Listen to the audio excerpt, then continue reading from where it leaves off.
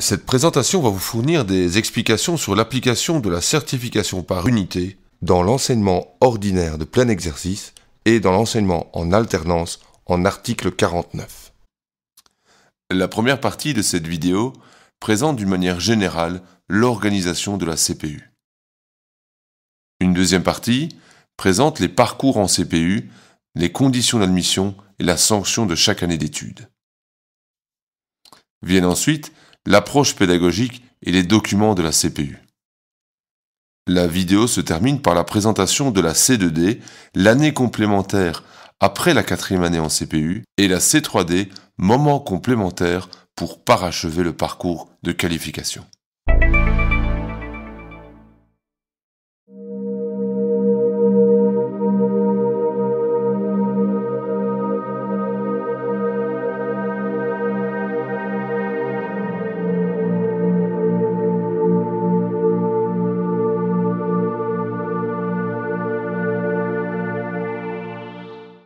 Qui est concerné? Potentiellement à long terme, tout l'enseignement qualifiant. Aujourd'hui, toutefois, le nombre de sections où la CPU est organisée est encore limité. Septembre 2018 verra l'entrée en CPU d'une série d'OBG supplémentaires. Le but est de disposer d'un échantillon d'élèves et d'écoles suffisamment représentatif pour pouvoir procéder à une évaluation complète du dispositif avant son éventuelle généralisation. À partir du 1er septembre 2018, toutes les OBG en CPU seront organisées en 3 années, situées en 4e, 5e et 6e. Par conséquent, les parcours qualifiants précédemment en 2 années deviennent un parcours en 3 années, comme par exemple l'OBG coiffeur-coiffeuse. Le parcours qualifiant détancheur-couvreur, précédemment organisé en 3 années mais en 5, 6, 7, s'organisera dès septembre 2018 en 4, 5, 6. Il y aura également quelques 7e organisés en CPU, comme par exemple la 7e PB coiffeur-manager. Comment organiser la CPU dans son école? La mise en œuvre de la CPU est une priorité pour les établissements concernés. Celle-ci s'inscrira donc dans les choix pédagogiques et les thématiques d'action définies dans le projet d'établissement, qui devra, le cas échéant, être adapté à cette fin. Le règlement général des études devra être lui aussi actualisé, puisque les processus de certification et de communication sont modifiés.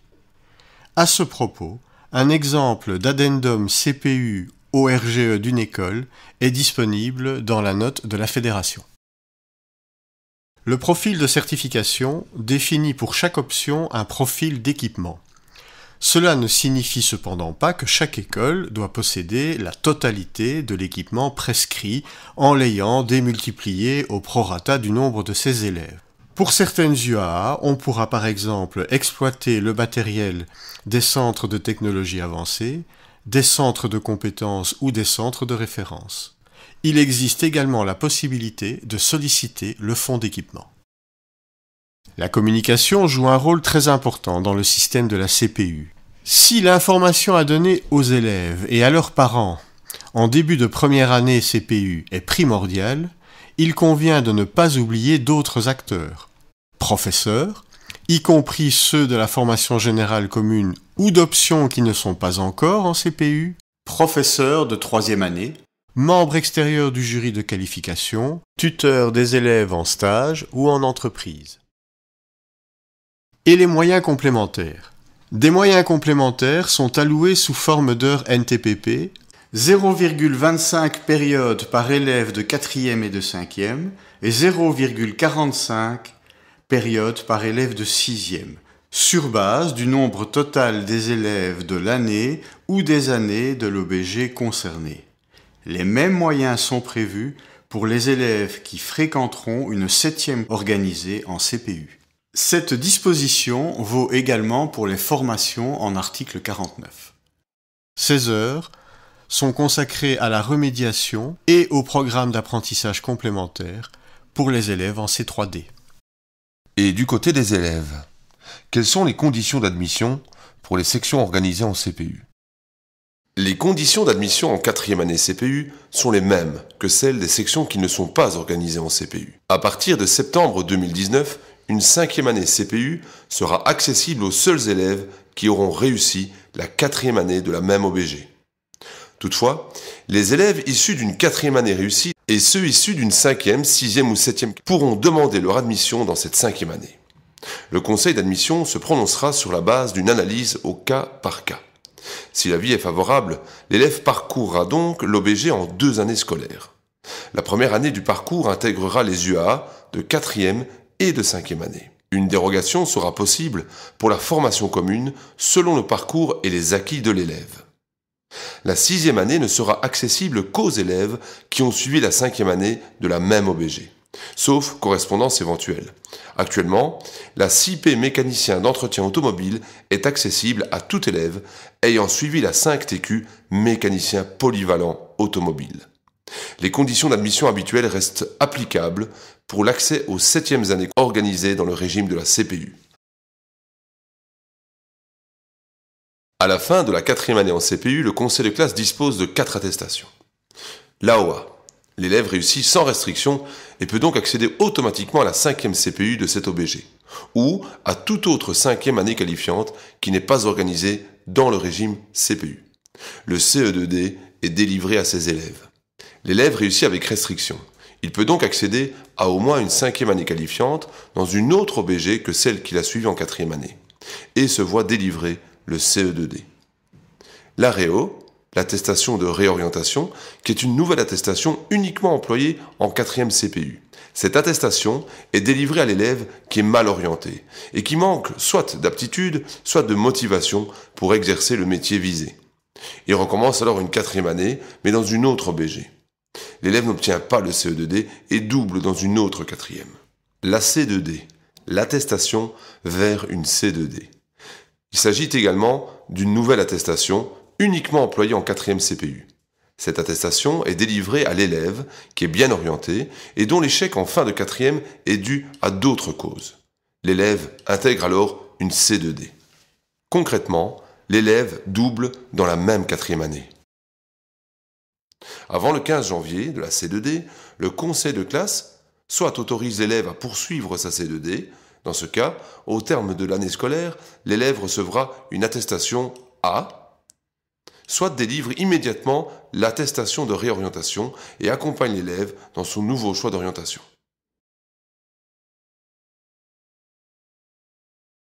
À la fin de la 5e année en CPU, le passage vers la 6e année CPU de cette OBG est automatique. Cela signifie qu'il ne peut y avoir de redoublement de cette année. La possibilité qui existait de la redoubler via une dérogation a été supprimée.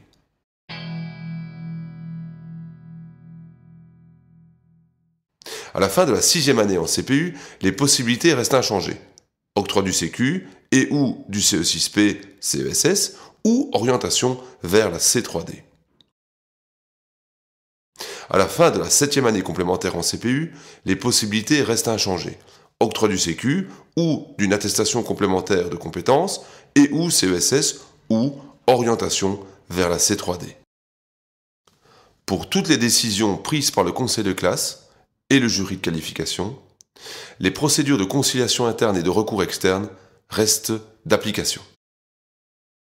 Voici un exemple de parcours en CPU.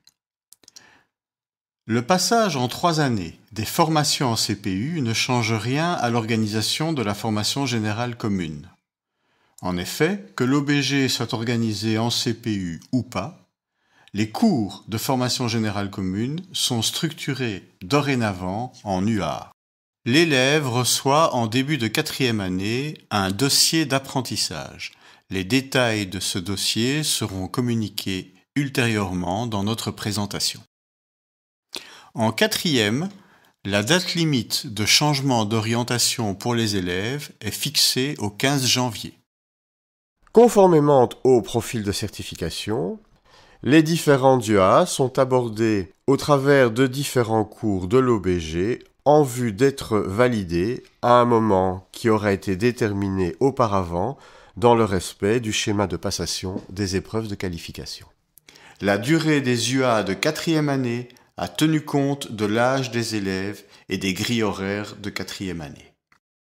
Le jury de qualification déterminera, en fonction d'éléments objectifs constatés en cours d'apprentissage, à quel moment chaque élève est autorisé à présenter l'épreuve de validation d'une UA. Tout élève aura le droit de présenter au moins une fois l'épreuve de validation de chaque UA prévue au programme de l'année, et ce, dans un délai raisonnable après la fin des apprentissages. Il est interdit de repousser les épreuves de validation systématiquement en fin d'année. Si toutefois l'élève ne parvient pas à valider son UA, une remédiation spécifique est alors mise en place, en complément de celle dont il a bénéficié éventuellement avant l'épreuve. Il s'agira d'aider l'élève à valider cette UA plus tard, dans une épreuve similaire ou à la faveur d'une autre UAA. Les validations ainsi obtenues sont matérialisées par des attestations si l'élève obtient son CQ à la fin du parcours. Celui-ci est joint au passeport CPU et il mentionne dans le détail l'ensemble des UAA du profil. Si l'élève n'obtient pas son CQ et qu'il quitte l'établissement, les attestations de validation des UA réussies sont rassemblées dans son passeport CPU. Le conseil de classe de juin de 4e prend une décision en choisissant parmi les 4 attestations d'orientation qui ont été décrites précédemment dans la partie sanction des études. Le déroulement de la 5e année CPU est identique à celui de la 4e. Le conseil de classe de juin fait le point sur l'évolution de l'élève, que ce soit au niveau de la formation générale commune ou de l'OBG, mais à ce stade, il ne délivre aucune attestation d'orientation.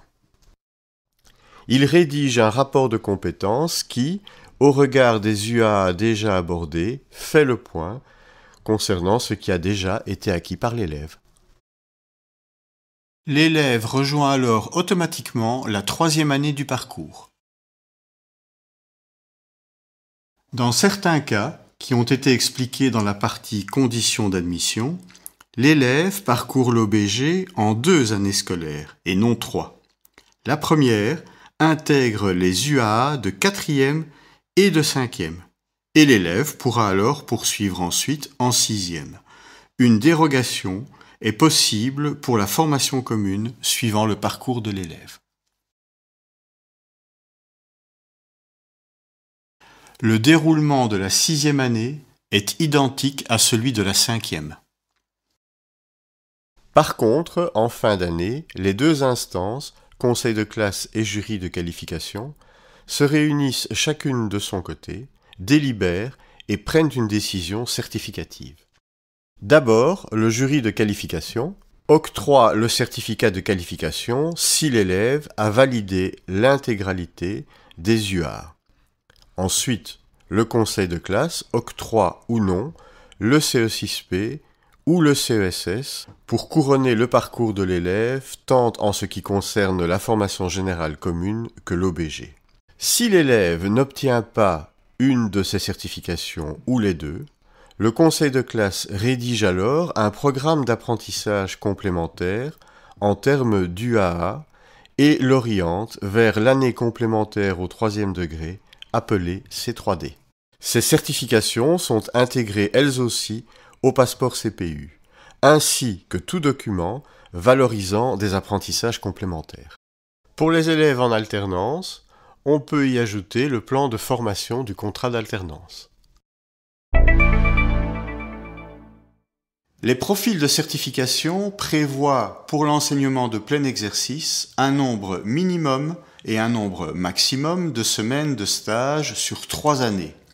Les modalités d'organisation de ces stages doivent respecter la législation en vigueur. L'organisation de stages en 4e est donc une possibilité sur base du projet pédagogique de l'établissement. Les stages se répartissent en 3 types. Le premier, stage d'observation et d'initiation, permet à l'élève de s'initier à des activités professionnelles et ou à la vie professionnelle. Le deuxième, stage de pratique accompagnée, permet à l'élève de mettre en œuvre les compétences acquises à l'école en participant au processus de production. Le troisième, stage de pratique en responsabilité, permet à l'élève d'acquérir et de perfectionner la maîtrise du métier complémentairement aux savoirs, compétences et aptitudes professionnelles enseignées à l'école. Remédiation ne signifie pas rattrapage. La remédiation peut s'envisager de plusieurs manières. Elle gagne même à être prévue et intégrée à l'apprentissage, au travers d'un stage ou de la formation en entreprise, par des modules proposés à certains élèves en complément de leur horaire ou pendant que d'autres mettent leurs acquis en application dans des stages complémentaires pour les élèves de plein exercice, par une évaluation à blanc permettant de cibler les apprentissages à exercer, par une prise en charge confiée à d'autres professeurs, par du tutorat confié à des élèves du groupe ou de l'année suivante, par l'exercice des compétences, savoirs ou aptitudes non maîtrisées dans le cadre d'une UAA ultérieure, par des exercices de renforcement de la pratique. La CPU prévoit donc de ne pas postposer ni d'externaliser la remédiation, mais plutôt de l'inclure à part entière dès le début du scénario pédagogique, dès l'apprentissage de la première UAA jusqu'à la validation de la dernière. Il est intéressant de prévoir dans la mesure du possible une équipe pédagogique de l'OBG la plus réduite possible, et idéalement la même en 5e et en 6e année, et lui assurer une stabilité maximale au fil des années. Il est alors plus aisé d'organiser le travail des équipes, par exemple en leur ménageant des moments où elles peuvent se réunir. Elles pourront notamment définir les délégations en charge des épreuves de validation. Des espaces de liberté existent. En voici quelques exemples. Les temps et durées des UA sont exprimés à titre indicatif. Rien n'empêche donc une école de les modifier dans son plan de mise en œuvre. Les UAA sont présentés par année scolaire. Cependant, une UAA peut exceptionnellement chevaucher 2 années scolaires s'il est impossible de faire autrement. L'épreuve de validation d'une UAA ne doit pas s'envisager nécessairement à la fin de la période consacrée à cette UAA. Elle peut être organisée alors que l'UAA suivante a déjà commencé, pour tous les élèves ou une partie d'entre eux. De la même manière, une deuxième présentation de l'épreuve pour les élèves qui n'ont pas réussi lors de la première tentative peut s'envisager à différents moments. Lors de la validation d'une UAA suivante, lorsque les apprentissages sont conçus de manière spiralaire, quand l'élève se sent prêt, à l'occasion d'un stage. Cette épreuve peut également être organisée dans le cadre de l'entreprise qui accueille le jeune en alternance.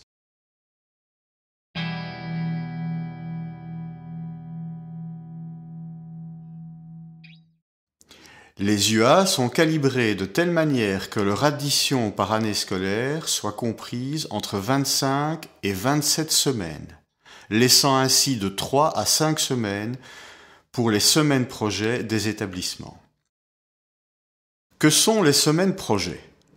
Il s'agit de semaines destinées à placer différentes activités entre 2 UAA. Le nombre renseigné dans le profil de certification sera un nombre maximal.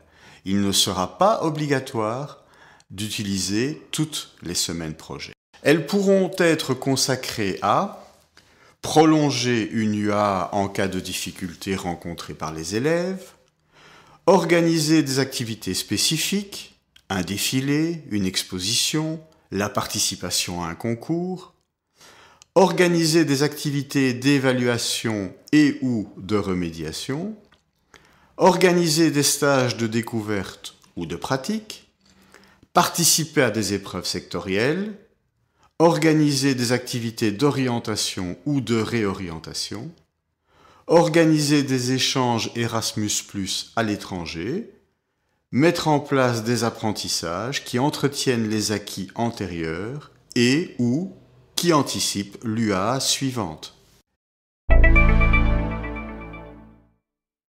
Le plan de mise en œuvre de la CPU décrit l'organisation pédagogique, les procédures de remédiation, les ressources éducatives, pédagogiques et matérielles mobilisées pour la mise en œuvre de la CPU dans un établissement. Il s'agit donc d'un document spécifique à chaque école, même si les grands axes sont communs, et évolutif, puisqu'il peut être modifié ou remplacé à tout moment. Le gouvernement a déterminé le modèle de ce plan. Il doit être construit avec l'équipe éducative de l'établissement. Il est ensuite soumis à l'approbation du pouvoir organisateur, après avoir été soumis à concertation. Quels sont les différents chapitres du plan de mise en œuvre ? Il y a d'abord l'organisation pédagogique et, dans un premier temps, la planification, c'est-à-dire le temps assigné à chacune des UAA, par exemple, le calendrier des réunions de parents, des réunions du jury de qualification, etc. Il y a ensuite l'organisation des équipes et de leur travail, par exemple, le temps de concertation ou la mise à disposition d'un local. La gestion des cours de l'option groupée, par exemple, le regroupement des cours sur une journée. Les choix organisationnels pour la formation commune et son articulation avec les cours de l'option groupée. La politique de stage, dans le respect du profil de certification. Par exemple, organisation de stage pour certains élèves pendant les périodes de remédiation, ou collaboration des élèves à la recherche des lieux de stage. L'organisation des jurys de qualification. Il y a ensuite les procédures de remédiation. Dispositif pour une remédiation immédiate en cours d'apprentissage au sein des UAA, dispositif complémentaire entre les UAA et dispositif au terme du parcours. Ensuite, les ressources éducatives, pédagogiques et matérielles qui seront mobilisées par l'école, par exemple les dispositifs de concertation et de co-construction, les appuis externes, l'utilisation des locaux et la comparaison entre l'équipement disponible dans l'établissement et l'équipement prévu par le profil d'équipement. Viennent enfin les modalités de communication à destination des élèves et de leurs parents. Le dossier d'apprentissage est un document communiqué à l'élève. Il est composé de 2 parties. La première partie est commune à tous les réseaux et son modèle a été déterminé par le gouvernement. Elle reprend les objectifs de la formation générale ainsi que de la formation qualifiante, la liste des UA à valider et précise aussi les modalités et la périodicité des épreuves de qualification. La deuxième partie est propre à chaque école. Elle détaille l'évolution graduelle des acquis d'apprentissage maîtrisés et restant à acquérir par l'élève, ainsi que, le cas échéant, les remédiations proposées.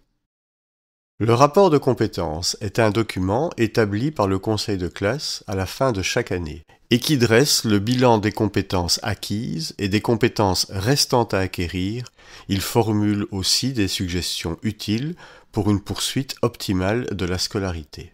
Ce rapport de compétences est donc délivré au terme de chaque année ou en cours d'année lorsque l'élève quitte l'établissement avant la fin de l'année scolaire. Il est propre à chaque école. Dans le cas d'un changement d'établissement en cours de parcours, ce rapport de compétences doit être transmis dans les 15 jours ouvrables au nouvel établissement fréquenté par l'élève. Le passeport CPU Europass est la collection graduelle des validations et certifications obtenues par l'élève au cours de sa scolarité, ainsi que l'attestation des expériences pertinentes qui illustrent et documentent ses acquis et ses potentialités. Ce passeport fait partie du dossier scolaire et suit l'élève en cas de changement d'établissement. Il est remis à l'élève au terme de sa scolarité. Ce document est commun à tous les réseaux. Qu'est-ce que la C2D ? La C2D est une 4e année destinée aux élèves qui n'ont pas réussi avec fruit leur 4e année CPU, mais que le conseil de classe estime cependant bien orientée. La C2D a une durée d'1 année complète, avec un volume horaire hebdomadaire classique, mais est organisée en fonction du programme d'apprentissage complémentaire individualisé, arrêté par le conseil de classe.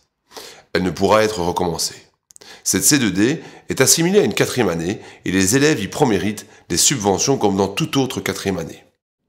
Le conseil de classe peut autoriser l'élève de C2D à participer à d'autres cours et activités au sein de l'établissement. Il peut aussi l'autoriser à doubler le nombre maximum de semaines de stage prévues par la réglementation pour la 4e année, soit 8 semaines de stage de pratique accompagnée. La logique de la CPU accorde une place importante à la remédiation, qu'il est important de mettre en place rapidement dès le début du parcours. La C3D n'est donc à activer que dans les cas où ces remédiations constitutives du parcours d'apprentissage n'ont pas produit suffisamment d'effet. La C3D doit être envisagée en cohérence avec la philosophie de la réussite qui sous-tend la CPU. Il ne s'agit pas d'un redoublement pour un ensemble d'élèves qui se retrouvent dans une même classe à suivre les mêmes cours. Il s'agit davantage d'un moment où chaque élève comble ses lacunes, que ce soit dans la formation générale commune ou dans l'option de base groupée, selon un programme et avec une durée qui lui sont propres. Lorsqu'il était impossible de délivrer une certification ou les deux, le conseil de classe oriente l'élève vers une C3D. Il rédige alors un rapport de compétences pour chaque élève et, sur cette base, élabore un programme d'apprentissage complémentaire personnalisé. Ce PAC définit les dispositifs pédagogiques à mettre en œuvre pour que l'élève soit en mesure d'acquérir les compétences manquantes ou de perfectionner celles qu'il ne maîtrise que partiellement. Le PAC prévoit une grille hebdomadaire et fixe a priori la durée du complément d'études jugé nécessaire pour atteindre les objectifs. Ce complément d'études peut être plus court qu'une année scolaire complète. Le conseil de classe peut ajuster la durée du PAC en cours de C3D selon l'évolution de l'élève. Quelle que soit la durée prévue de la C3D, la grille hebdomadaire de l'élève dans l'enseignement de plein exercice comprend au minimum 20 périodes. Elle peut comprendre des cours de FGC ou de l'OBG au 3e degré, ou encore des stages ou des activités au choix. Pour le jeune en alternance, une adaptation du plan de formation lié au contrat ciblera les lacunes qui peuvent être comblées en entreprise. Cette grille horaire peut même comprendre des cours de 7e année en fonction du projet personnel de l'élève. Dans ce cas, l'élève les fréquente en tant qu'élève libre.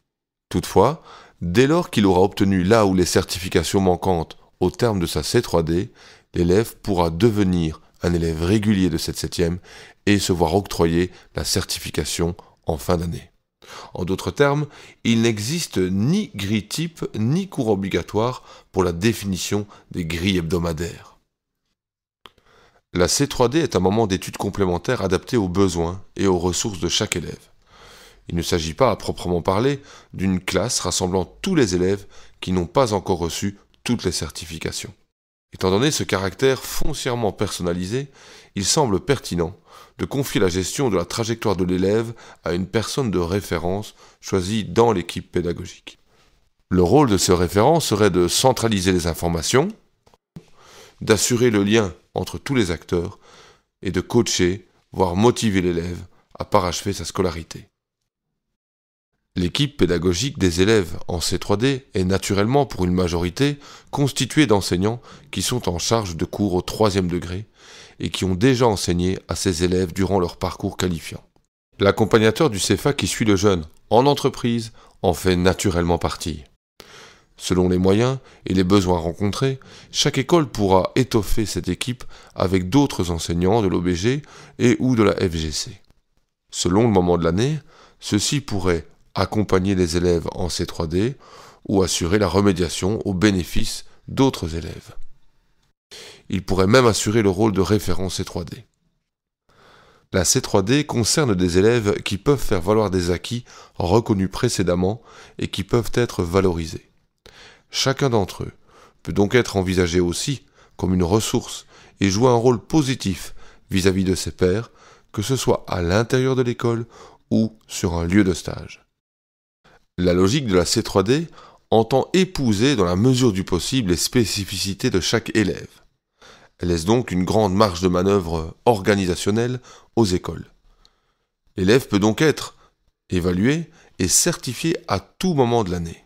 La durée de la C3D peut donc être raccourcie si l'élève est prêt à être évalué ou allongée si l'élève ne l'est pas encore. La durée de la C3D ne peut toutefois pas excéder la durée d'une année scolaire. Il n'est donc pas possible de redoubler cette C3D.